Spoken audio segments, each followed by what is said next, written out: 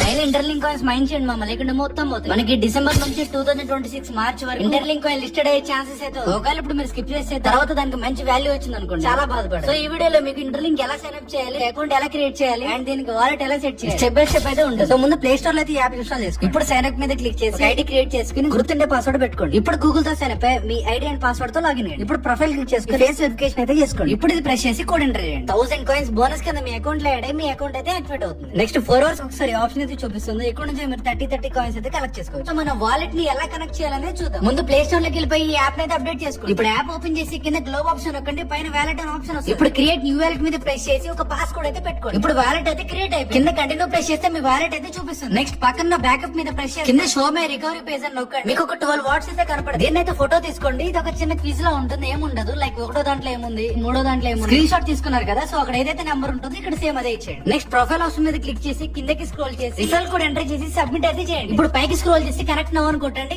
మీ interlink ఐడికి wallet అయితే connect అయిపోయింది. సో ఐటీఎల్ కాయిన్స్ ఇంకా లిస్టెడ్ అవ్వలేదు. సో అది లిస్టెడ్ అయిన తర్వాత దానికి వాల్యూ వస్తుంది. సో అప్పుడు మీరు అయితే విత్డ్రా చేసుకోవచ్చు.